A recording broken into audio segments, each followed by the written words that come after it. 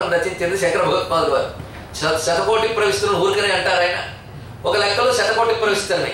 వాల్మీకి 24,000 శ్లోకాలు రాస్తే అనేక మంది భక్తులు, ఋషులు, కవులు కలిపి ఎంత రచించారు రామాయణాన్ని, అంతా కలిపితే ఖచ్చితంగా శతకోటి ప్రవిస్తారు. ఇలా అనుకుని తృప్తిపడచ్చు. కానీ మరొక ఆశ్చర్యకరమైన అంశము, ఇది స్కాంద పురాణంలో కనబడుతున్న అంశము. వాల్మీకి మాత్రము 100 కోట్ల శ్లోకాల రామాయణం రచించాడు. ఇది స్కంద పురాణంలో కనబడుతోంది అంశం. 100 కోట్ల శ్లోకాలు రాయగలరు అంటే వాల్మీకి రాయగలరు. ఆయన మహర్షి, తపశక్తి సంపన్నుడు, ఆయన రచించగలరు. ఆ శతకోటి ప్రవిష్టమైన శ్లోకాలని ఒక్కొక్క లోకంలో కొన్ని లక్షలు పంచబడ్డాయి. కైలాసంలో కొన్ని లక్షలు ఉన్నాయి. దాన్ని నందీశ్వరుడు చదువుతూ ఉంటే శివుడు మొదలైన వారు వింటూ ఉంటారట. బ్రహ్మలోకంలో బృహస్పతి చదువుతూ ఉంటే ఇంద్రాదులు వింటూ ఉంటారు. అలాగే ఇంద్రలోకంలో వింటూ ఉంటారు. ఒక్కొక్క లోకంలో కొన్ని శ్లోకాలు ఉన్నాయట. మానవ లోకానికి మాత్రం 24,000 శ్లోకాలు ఇచ్చాయి. కనుక మనం మిగిలిన కోట్ల శ్లోకాల గురించి రీసెర్చ్ చేయక్కర్లేదు. మనకు దొరికేవి మాత్రం 24,000. ఈ చెప్పడంలో ఋషి యొక్క ఉద్దేశం ఏంటంటే, ఒక్కొక్క లోకంలో ఉన్న వాళ్ళ యొక్క మెంటల్ స్టేటస్, వాళ్ళతో ఇన్స్టిట్యూషన్, వాళ్ళ ప్రజ్ఞ ఒక్కొక్క రకంగా ఉంటుంది. మానవ లోకంలో గొప్పగా ఆలోచించగలిగిన మేధావి, అది కూడా చూడండి. మానవ లోకంలో కూడా ఆలోచన స్థాయిలో ఒక్కొక్కరు ఉంటారు. గొప్ప మేధావి, ఇంత చెప్తే అంత గ్రహించగలిగే సూక్ష్మ ప్రజ్ఞ కలిగినటువంటి మేధావి, వాడికి గ్రహించగలిగే శక్తి కలిగిన 24,000 శ్లోకాలు రచించాడు. ఇక సామాన్యుడికి 24,000లో 1000 దొరికిన సంతోషం.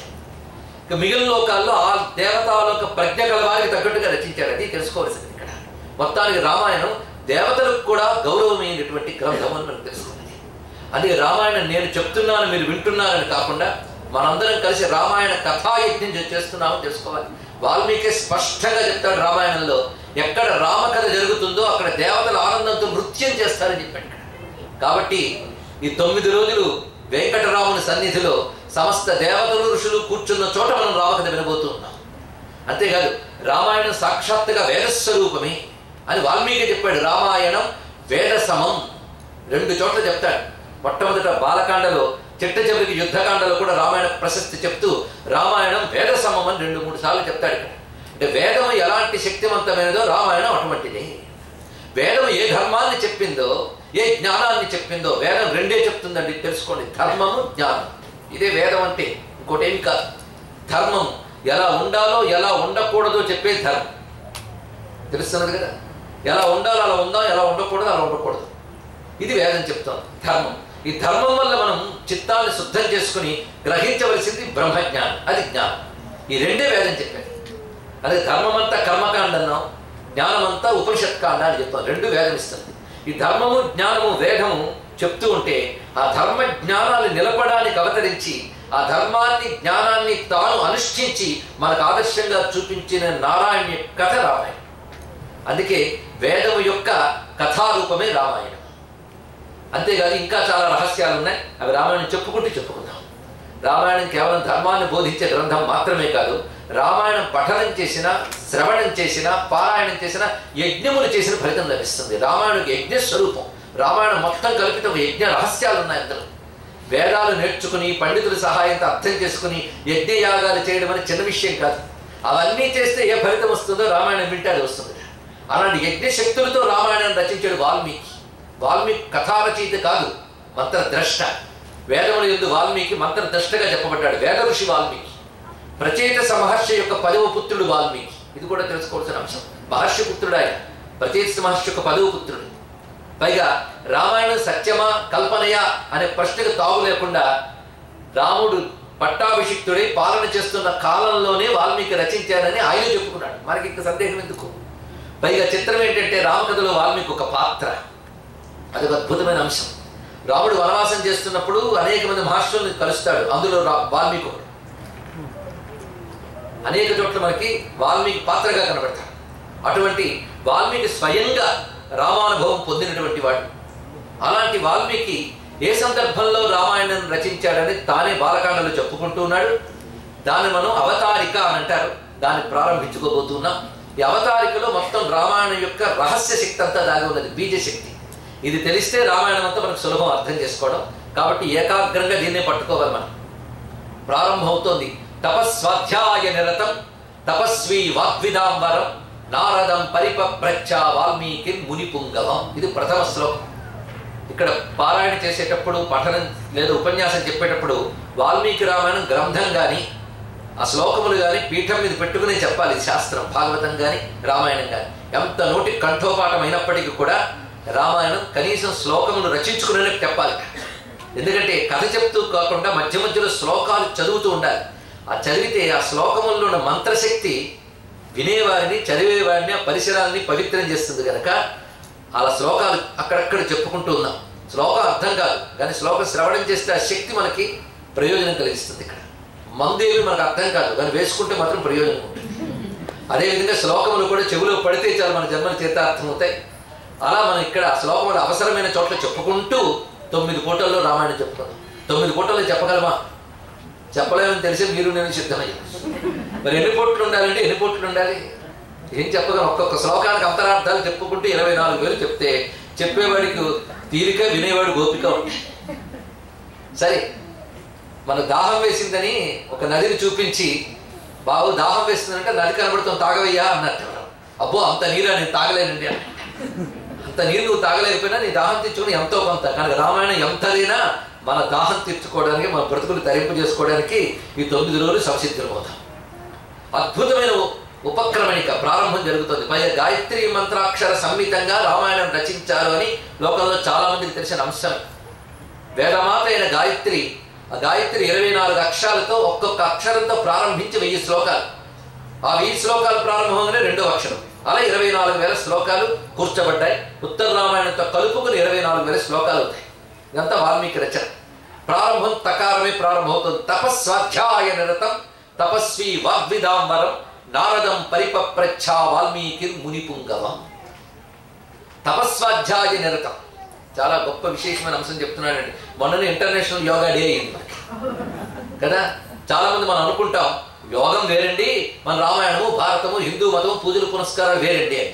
అది చాలు మిగిలిన వాళ్ళకి. అంటే హిందూ మతం వేరు యోగం వేరు అనమాట. కానీ యోగా లాగేసుకుని మన దానిలో కలిపేసి హిందూ మతానికి సంబంధించినది కాదు అందాం అని ఒక దుర్మార్గం బయలుదేరింది. కానీ యోగ శాస్త్రం బాగా తెలిస్తేనే కానీ మన పురాణాలు అర్థం కావు. ఆఖరి లలిత శాస్త్రం కూడా అర్థం కాదు. సరిగ్గా తపస్వాధ్యాయ నిరతం ఉన్నదంటే పతంజలి యోగ సూత్రాలు చెప్తున్నాడు. తపస్వాధ్యాయ ఈశ్వర ప్రణిధానత్వాత్ అని సూత్రం ఉంది. అందులో తపస్వాధ్యాయ శబ్దమే పతంజలి. పరిశీలించండి.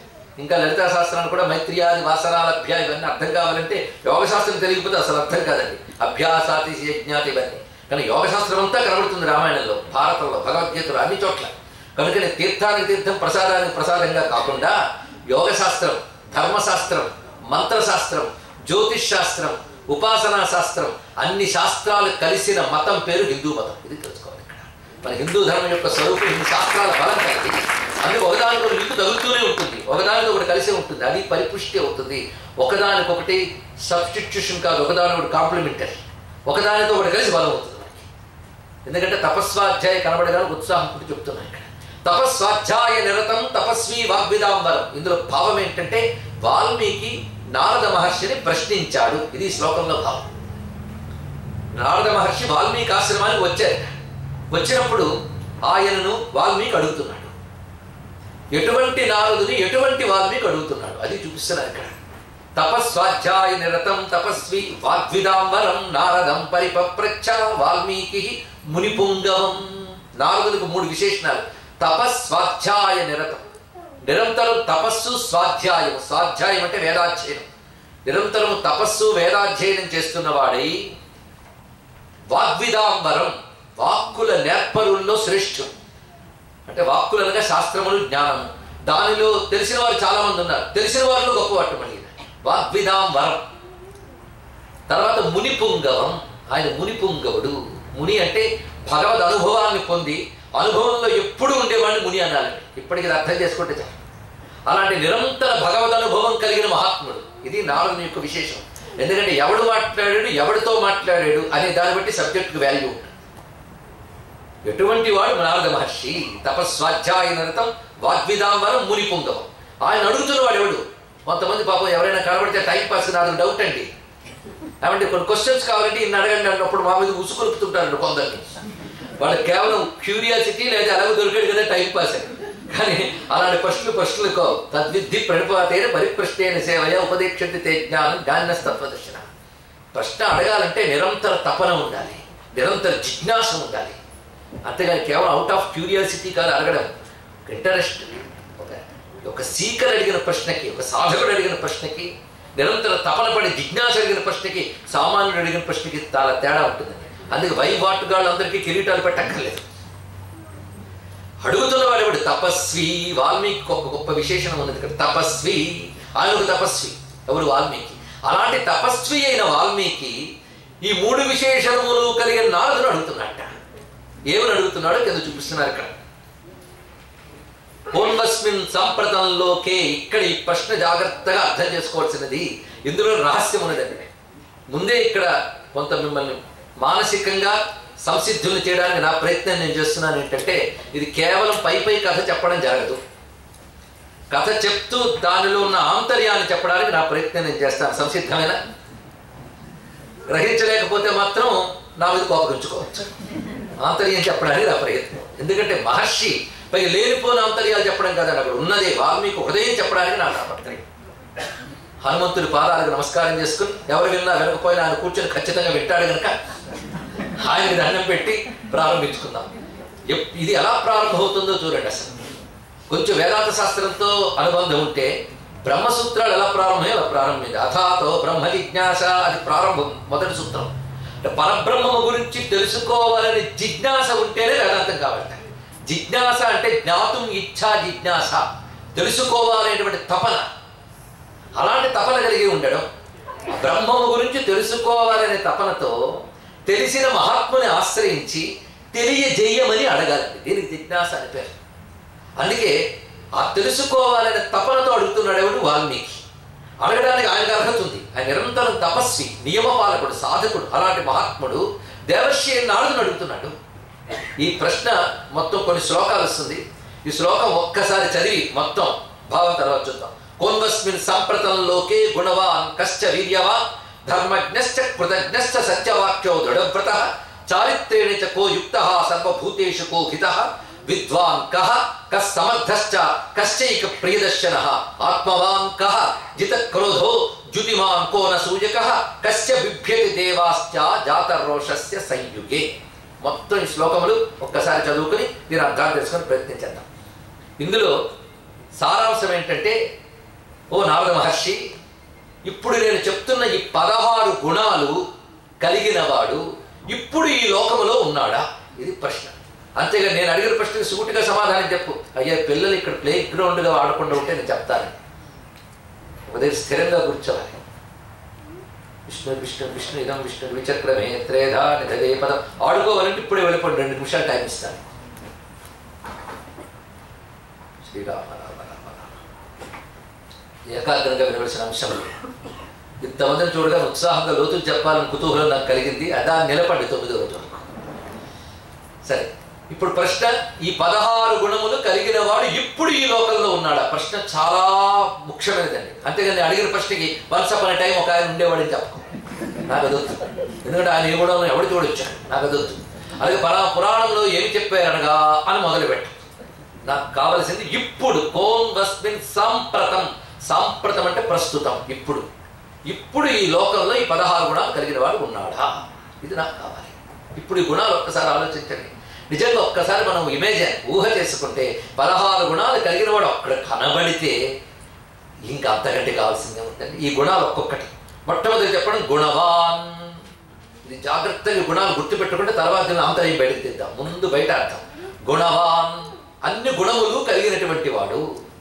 రెండవది వీర్యవాన్. అన్ని గుణములు కలిగిన వాడు అంటే సద్గుణాలేనండి. గుణములు అంటే దుర్గుణములా సద్గుణములు క్వశ్చన్ చేయకూడదు ఇక్కడ. గుణవంతుడు అంటే సద్గుణవంతుడని అర్థం. సర్వగుణములు కలిగినటువంటి వాడు గుణవాన్. వీర్యవాన్, మహాప్రతాపము కలిగినటువంటి వాడు. ఇక మూడవది ధర్మజ్ఞశ్చ. ధర్మములన్నీ తెలిసిన వాడు. కృతజ్ఞశ్చ, కృతజ్ఞత, గొప్ప గుణం, అన్నిటికంటే గొప్ప గుణం ఇది. చేసిన మేలు మరవని వాడు. కృతజ్ఞశ్చ. సత్యవాక్య, సత్యవాక్యములు పలికేవాడు. దృఢవ్రత. వ్రతము అంటే నియమపాలన, ఇది అర్థం. దృఢవ్రత అంటే గట్టిదైన నియమపాలన చేసేవాడు. చారిత్రేణ చ కోయుక్త. చారిత్రము, చారిత్రం అంటే క్యారెక్టర్. చారిత్రము కలిగినటువంటి వాడు. సర్వభూతేషు కోహిత. సర్వ ప్రాణికోట్ల హితాన్ని కోరేవాడు. ఎంత గొప్ప మాట చూపిస్తున్నాడు ఇక్కడ. విద్వాన్, ఇన్ని ఉంటూ గొప్ప విద్వాంసుడైన వాడు.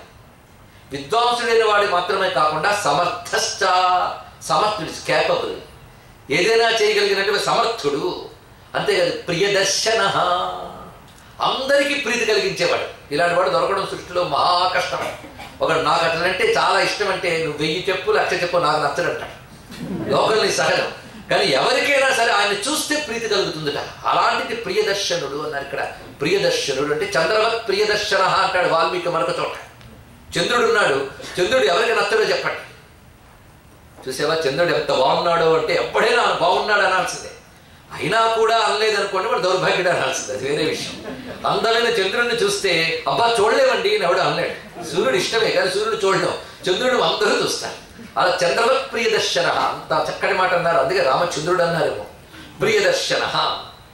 ఆత్మవాన్, ఆత్మవాన్ చాలా గొప్ప విషయం వేశాడు. ఆత్మవాన్ అంటే ఎవరి సహాయము అక్కర్లేకుండానే ఏదైనా సాధించగలిగేవాడిని ఆత్మవంతుడు అంటారు ఇక్కడ.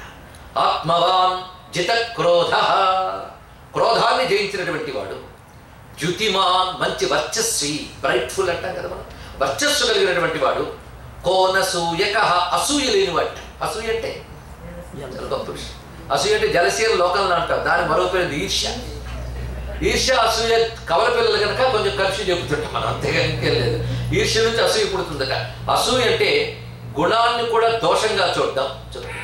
ఒకడి మీద ఈర్ష్య వస్తే ఈ గుణం పక్కన వస్తుంది, కానీ గుణాన్ని దోషంగా చూడటం అసూయ. అదేవిధంగా లేని దోషాలను కూడా ఆరోపించడం అసూయ. అంటే ఎప్పుడు దోషాలనే చూసే దుర్లక్షణాన్ని అసూయ అది తెలుసుకోవాల్సింది. నెగిటివ్ థింకింగ్ అంటే ఇంకా బాగుంటుంది ఇక్కడ. ఈ పరమాత్ముడి రామచంద్రమూర్తికి అసూయ లేదుట. అంటే కోనసూయక, ఎంత అందమైన మాట. ఇప్పుడు 15 గుణాలు అయ్యాయండి. 16వ గుణం పెద్ద వాక్యం చెప్పాడు. కశ్య బిభ్య దేవాశ్చ జాత రోషస్య సంయుగే, ఎవడికి కోపం వస్తే దేవతలు కూడా గడగడలాడతారో అటువంటి వాడు. ఎంత బాగుంది. 16 గుణాలు. 16 గుణాలు ఒక్క చోట ఉన్నవాడిని ఊహించండి. లోకంలో మనం దేని గురించి భావించిన పరిపూర్ణత అనేది కనబడదు. ఇందులో ఒక్క గుణం పోనీ పెర్ఫెక్ట్గా మళ్ళీ ఉంటుందా? ఇన్ని గుణాలు ఒక దగ్గర ఉండడం ఒకటి, ఉన్న ఒక్క గుణం కూడా పెర్ఫెక్ట్గా ఉండడం ఒకటి. సత్యమే పలుకుతాను అప్పుడప్పుడు, అంతే. సత్యం పలుకుతాను అంటే గ్యారంటీ కాదు. ఎందుకంటే సత్యం పలుకుతాను కమిట్ అయ్యాం కనుక ఎప్పుడు సత్యం పలుకుతాను కూడా చెప్పాలి. అప్పుడప్పుడు ఆయన ఎప్పుడు నవ్వుతూ ఉంటాడండి గట్టిగా అనకు, అప్పుడప్పుడు. అలాగే మనం అప్పుడప్పుడు దానం చేయాలని బుద్ధి పుడుతుంటుంది, అప్పుడప్పుడు మంచిగా ప్రవర్తిస్తుంది, అప్పుడప్పుడు లాభండి. అది ఎప్పుడు ఉండాలి. ఉన్నదేదో పరిపూర్ణంగా ఉండాలి. కనుక సర్వకాలంలోనూ సంపూర్ణంగా ఉండాలి. ఇది ఒక గుణం 2 గుణాలు కదా, అన్ని గుణాలు ఉంటాయి. ఇందులో ఒక్క గుణం ఉంటే చాలు, పద్మశ్రీలో పద్మభూషణం. మరి ఇన్ని గుణాలు ఉంటే ఏమిస్తాయి ఇక్కడ? సృష్టిలో మంచి రూపం సౌందర్యం ఉంటే వాడికి పరాక్రమం ఉండదు, మంచి సౌందర్యం మంచి పరాక్రమం ఉంటే వాడికి జ్ఞానం ఉండదు, ఈ 3 ఉంటే వాడికి సమర్థత ఉండదు, ఈ 4 ఉంటే 10 మందికి మంచి చేయాలని బుద్ధి ఉండదు. చూడండి, ఇన్ని ఒకటి ఉంటే ఒకటి ఉండగా ఇన్ని ఉన్నాయి. మరి అన్ని లక్షణాలు ఒక్క చోట పరిపూర్ణంగా ఉండాలంటే ఎవడి వల్ల సాధ్యమా అండి? సాధ్యం కాదు. ఇన్ని లక్షణాలు పరిపూర్ణంగా ఒక్క చోట ఉండాలంటే ఆ దేవుడే దిగి రావాలండి. అలా దిగి వచ్చిన దేవుడే రాముడు. ఇప్పుడు అర్థమైంది కదా. అన్ని గుణములు సంపూర్ణంగా ఉండాలంటే దేవుడు దిగి రావాలి కనుక దేవుడు దిగి వచ్చి పరిపూర్ణంగా చూపించాడు. అది రాముడు అంటే. తెలుసుకోవాల్సింది గుణములు ఎక్కడ కనబడదు. రాముడు అంటే ఏమిటి? అక్కడెక్కడ జరిగిపోయాడు. పైగా త్రేతాయుగాంతంలో వాల్మీకాంతటి వాడు ఇంతటి మహానుభావుడు ఈనాడు భూమి యందున్నాడా అని ప్రశ్నించాడు అంటేనే ఆ రోజుల్లో అందరూ చెడ్డవారే అనమాట. అందుకే వాల్మీకిని అడిగాడని ప్రమాదం. అంటే ఆ రోజు మంచివాళ్ళు లేరా? ధార్మికులు లేరా? మహాత్ములు లేరా? ఉన్నారు. కానీ వాల్మీకి హృదయం అది కాదు. పరిపూర్ణ మానవుని గుణాలన్నీ చెప్పి అలాంటి వాడు ఇక్కడ ఉన్నాడా అని అడగడం కాదు, బయటికి మాత్రం నాకు కనబడుతుంది. ఇప్పుడు రహస్యంలోకి వెళదాం. సిద్ధమే కదా? ఇది పట్టుకోవాలి. వాల్మీకి హృదయం ఏంటంటే పరిపూర్ణ 16 గుణములు కలవాడు ఉన్నాడా అని అడగడం కాదు. ఇందులో చెప్తున్నది ఏంటంటే ఈ గుణములు జాగ్రత్తగా ఒక ఆర్డర్లీకి మీరు పరిశీలిస్తే సృష్టి స్థితి లయలు చేసే పరబ్రహ్మము ఇప్పుడు ఈ లోకమునందు అవతరించి ఉన్నాడా? ఇది దీని యొక్క సారాంశం. అది ఆయన ప్రశ్నలో ఉన్న అసలు అంతరార్థం. అని మీరు ఎలా చెప్పగలరు? కొంచెం జాగ్రత్తగా చదివితే చెప్పగలరు. కశ్య బిభ్య దేవాశ్చ జాతరోషస్సు సంయుగే, చివరి మాట. ఎవరికి కోపం వస్తే దేవతలు కూడా గడగడలాడతారో అనగానే, ఏమంటే ఇందాకే జితక్రోధ అని క్రోధాన్ని జయించాడని చెప్పి వెంటనే కోపం వస్తే దేవతలు గడగడలాడతారంటే అది గొప్ప సుగుణమా అని అడగాలి లేదా? మరి అక్కడికక్కడే 2 మాటలు వాల్మీకి చెప్పాడంటే ఆయన ఉద్దేశం ఏమిటి? ఇది మనం తెలుసుకోవాల్సింది. ఒక ధార్మికుడికి ధర్మరక్షణ కోసమని కోపం కానీ కలిగితే దేవతలు కూడా భయపడతారట. ధర్మం పట్ల కలగాల్సిన ఆగ్రహం, అందుకని స్వార్థంతో కలిగిన ఆగ్రహం కాదని కొందరు అంటుంటారు, మా ఆయనకి చాలా కోపం అండి, మీ దగ్గరేనండి అని తెలుసుకోవాలి. ఎందుకంటే చెల్లే చోట కోపం ఉంది, 4 గంటలు పడితే కోపం వస్తుంది కదండి. అదే వాళ్ళ ఆఫీస్ దగ్గర బాస్ దగ్గర కోపం చూపిస్తే మహా కష్టం. అదంతా కడుపులో పెట్టుకుని ఆవిడ మీకు చూపించాలి కానీ బాస్ దగ్గర చూపించలేదు. కనుక కోపం అనేది రాముడికే ఉంది కదా అంటే రాముడికి స్వార్థం కోసం వచ్చే కోపం కాదు, ధర్మరక్షణ కోసం అధర్మం వైపు చూపించే ఆగ్రహం ఉండాలి. ఆగ్రహం కూడా లేకపోతే ఈ చెంప కొడితే ఈ చెంప చూపించము అంటే మొత్తం దేశాలంతా నాశనం చేసిపోతారు. తెలుసుకుంటున్నాను, ధర్మరక్షణ కోసం ఆగ్రహం కలగాలి, చాలా అవసరమైన అంశం. కనుక ధర్మపరంగా అన్వయించవచ్చు. కానీ వాల్మీకి హృదయం నేను చెప్పాలని ప్రయత్నిస్తున్నాను, పరబ్రహ్మము ఇప్పుడు మానవుడే ఉన్నాడు. ఇది వాల్మీకి హృదయం అంటే. పరబ్రహ్మం అంటే ఎవడు ఉందా? ఊరికన బ్రహ్మము ఈశ్వరుడు అంటే ఈశ్వరుడిని చేతుడిని దండం పెట్టడం కాదు. ఈశ్వరుడు అంటే ఏమిటో తెలియాలి కదా. ఈశ్వరుడు అంటే తెలియాలంటే ఉపనిషత్తే చెప్తోంది ఈశ్వరుడు అంటే ఏమిటో. యతో వా ఇవాని భూతాని జాయంతే ఏన జాతాని జీవంతి యత్ ప్రయత్యభిసందిశంతి. ఇదే మొత్తం ఉపనిషత్తు భగవంతుడు అంటే ఏమిటో డెఫినేషన్ 3 మాటల్లో చెప్పిందండి. ఇది మనం భాగవతంలో కూడా చెప్పుకున్నాం, నాకు గుర్తుంది బాగా. ఎవ్వని చేయజనించి జగం ఎవ్వని లోపల ఉండి లీనమై ఎవ్వని ఎందుడిందు పరమేశ్వరుడు ఎవ్వడు మూల కారణం ఎవ్వడు ఆది మధ్యులయుడెవ్వడు. అంతే కదా భగవంతుడి డెఫినేషన్. అంతే, సృష్టి స్థితి లయలు చేస్తున్నవాడు ఎవడో వాడు ఈశ్వరుడు. అంతే, ఇది క్రమం కదా. ఆ క్రమం ఇందులో చూడండి ఇప్పుడు కనిపిస్తుంది. సృష్టి ఎలా చేస్తాడు? రెండో పని ఏమిటి? సృష్టి తర్వాత స్థితి, స్థితి తర్వాత లయం. సృష్టి అంటే క్రియేషన్, స్థితి అంటే సస్టైన్, దాన్ని చక్కగా కొనసాగించుట, లయం మొత్తం పూర్తి చేయుట. ఈ 3 పనులు ఒకే ఈశ్వరుడు చేస్తున్నాడు. ఆ ఈశ్వరుడే నారాయణుడైనా శివుడనో ఎవరో అనండి, మొత్తానికి పరమాత్మ ఆయన. సృష్టి చేసేటప్పుడు స్వామి సృష్టికి పూర్వం కూడా ఉన్నాడు. ఆయన సృష్టికి పూర్వం ఉన్నప్పుడు ఆయన నిర్గుణుడు, నిర్గుణ బ్రహ్మం అంటారు, కేవలం నిర్గుణుడు. ఆయన సృష్టి చేసేటప్పుడు సగుణుడయ్యాడు. ఆయన తనదైన శక్తిని వెలికి తీసుకొచ్చి సృష్టి చేశాడు. ఆ శక్తి 3 రకాలుగా పనిచేస్తుంది. సత్వ రజస్ తమో గుణాత్మకం అని అంటారు. ఈ సత్వ రజస్ తమో గుణాలంటే మనం లోకంలో అనుకునే సాత్వికం రాజసం తామసం కాదు ఉన్నాయి. ఇది తెలుసుకోవాలి. ఇక్కడ సృష్టి చేసేటువంటి లక్షణం సత్వము, స్థితి లక్షణము రజస్సు, సృష్టి లక్షణం రజస్సు, స్థితి లక్షణం సాత్వికం. ఇక లయం లక్షణం మనం అనుకునే తమస్సు కాదు, అది ఆనంద స్వరూపం అని అర్థం. తమస్సుకి అక్కడ అర్థం అది తెలుసుకోవాలి. ఇక్కడ ఇదే సచ్చిదానందం లక్షణమే సత్వరజస్తమో గుణాలు. మనం లోకంలో అనుకునే సాత్విక రాజస్ తామసాలు కావు. ఇవి తెలియక మొన్న ఎవరో అడిగారు, శివుడు తామసుడు కదండి, ముక్కు కూడా ఆయన నిత్య జాగరుడు, వీడికి తెలియదు అది అజ్ఞానం. నేను ఈ గుణాలను ఆ గుణాలకు అంట కట్టకూడదు, ఇది తెలుసుకోవాలి. ఇక్కడ కనుక సృష్టి స్థితి లయలు చేస్తున్నాడు ఆయన. ఈ 3 చేయడానికి 3 గుణాలు తీసుకున్నాడు ఆయన తన శక్తితో. ఆ 3 గుణాల పేరేమిటి? సత్వ రజస్తమో గుణాలు. వీటిని ప్రపంచంలో వ్యవహరింపజేసేటప్పుడు మన వైపు వచ్చేటప్పుడు సాత్విక రాజస్తామసులుగా మారే. ఈ 3 గుణాలతోనే ప్రపంచం నడుపుతున్నాడు. కానీ నిర్గుణుడైన పరమాత్మ సగుణుడైతే గానీ సృష్టి జరగట్లేదు కదా. కానీ సృష్టి కారకుడు అన్నప్పుడు ముందు ఏం చెప్పాలి? నిర్గుణుడు సగుణుడయ్యాడు. అందుకే మొట్టమొదటి మాట ఏమిటి? చదవండి, గుణవాన్. అది మొట్టమొదటి వేశారు ఇక్కడ. గుణవా అంటే సగుణ బ్రహ్మమై సత్వరజస్తమో గుణము నియమిస్తూ అన్నాడు. అలాగే సృష్టి చేయాలంటే బీజాలు ఉండాలిగా. బీజాలు లేని సృష్టి జరగదు. పంట పండించాలి, విత్తనాలు ఉండాలి. అలాగే సృష్టి చేయాలి అంటే ఈ జీవులకి ప్రకృతికి సంబంధించిన బీజాలన్నీ దానిలో పెట్టుకున్నట్టు. ఈ బీజములకి మరొక పేరు వీర్యము అని అర్థం, తేజస్సు.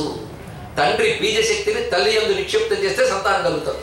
అలాగే పరమేశ్వరుడు సృష్టి యొక్క బీజములన్నీ తనలో పట్టుకుని ప్రకృతి యందు నిక్షిప్తం చేస్తాడట. ఈ మాట భగవద్గీత చెప్తుంది. అందుకే మన ఋషుల శాస్త్రాలు చదివి రామాయణం చదివి ఇంకా బాగా అర్థమవుతుందండి. రామాయణం చదివితే అవి అర్థమవుతాయి, ఒకదాని కూడా అనుబంధం. భగవద్గీతలో స్వామి చెప్తున్నాడు, తాసాం బ్రహ్మ మహద్యోని అహం బీజ ప్రదప్పిత అని. అందుకే సృష్టికి కావాల్సిన బీజములన్నీ కలవాడు. అందుకు ముందు గుణవానై సృష్టి బీజములన్నీ కలిగిన వాడయ్యాడు కనుక వీర్యవాన్. తర్వాత మాట్లాడుతున్నాడు గుణవాన్ కశ్చ వీర్యవాన్. అంతేకాదు సృష్టి నడిపేటప్పుడు అడ్డదిడ్డంగా నడపట్లేదండి. మొదలు అనుకుంటారు సృష్టి ఒక యాక్సిడెంట్ అని. అరే ఒక ఆఫీసులో సిస్టమేటిక్గా ఒక పేపర్ బయటకు వస్తుంది, ఒక పని జరుగుతుంది అంటేనే అబ్బా ఆఫీస్ వాడు బాగా చేస్తున్నారండి. ఎవడో కానీ ఆ మేనేజరు చాలా బాగున్నాడు అంటామా లేదా? నీ మేనేజర్ కనబడ్డు, పని కనబడుతుంటుంది. కానీ పనిలో సిస్టమేటిక్ ఆర్డర్ కనబడుతూ ఉంటేనే మేనేజర్ ఉంటాడని ఎలా అనుకుంటున్నావో, ప్రపంచంలో సిస్టమేటిక్ ఆర్డర్ ఉంది. ఈ ఆర్డర్ ఉంది అంటే ఆర్డర్ పెట్టిన వాడు ఉండాలిగా. కానీ ఈ సిస్టమేటిక్ ఆర్డర్ని ధర్మము అంటారు. ఇక్కడ యతో ధర్మాని ధారయన్, ప్రతిదానికి వేద ప్రమాణం చూపిస్తున్నాం, శాస్త్ర ప్రమాణం. విష్ణు అంటే ఎవరంటే యతో ధర్మాని ధారయన్, ధర్మములు అన్నారు ఇక్కడ. ధర్మములు ప్రధానికి ధర్మం ఉంది. సూర్యుడు ఎప్పుడు ఉదయించి ఎప్పుడు అస్తమించాలి ధర్మం, అవునా లేదా చెప్పండి? నడుస్తూ ఉన్నాయి. అలాగే కన్నుకు చూడడం ధర్మం, కాలికి కదలడం ధర్మం, చెవికి వినడం ధర్మం. ఇవి మన చేతిలో ఉన్నాయా? మార్చి చూడండి. సరదాగా చెవితో నేను చూచెదను, కంటితో వినిదను అంటే వల్ల కాదు. ఇవి వీటి లక్షణాలు ఉన్నాయా లేవా? అలాగే గాలికి వీచడం ధర్మం, నీటికి దాహం తెచ్చడం ధర్మం, ప్రవహించడం ధర్మం. ఇలా ప్రకృతిలో ప్రతి దానికి ఒక ధర్మం ఉన్నది. ఈ ధర్మములు ఏవి కూడా మనం ఏర్పరచుకున్నవి కావు. ఇవి ఎక్కడి నుంచి వచ్చారంటే నేచర్ అంటాడు. ఇది సమాధానం. ఆ నేచరే ధర్మం. ఈ ధర్మములను నిలిపిన వాడెవడు? ధర్మ ప్రకారంగా ఇవాళ ఈ ఋతువు, తర్వాత మరొక ఋతువు, ఇవన్నీ నడుస్తున్నాయి లేదా? ఈ ధర్మములన్నీ నిలిపిన వాడు కనుక ధర్మజ్ఞశ్చ. ధర్మములు ఏంటో అది తెలుస్తాడు. వెంటనే ఆర్డర్ ఇంత చక్కగా వస్తుంది. ధర్మజ్ఞశ్చ. అయ్యో ఒక్క అవతారికి ఇంత ఒక రోజంతా తింటే మిగిలిన 8 రోజులు పూర్తవుతుందండి రామాయణం. ఆ చింత మీకు వచ్చు. చెప్పేవాడు పడతాడు. ఏం చెప్పలేదనే కంటే ఏం చెప్తున్నాడో జాగ్రత్తగా వింటే కావలసింది మొత్తం దొరుకుతుంది. అందుకే బుద్ధి అటు ఇటు చెదరకుండా ఉండడం కోసం నా తాపత్రయం దాన్ని. గుణవా కశ్చ వీర్యవా. మూడవది ధర్మజ్ఞశ్చ. యతో ధర్మాన్ని ధారయను. లోకంలో ప్రతి ధర్మం ఆయనకు తెలుసు.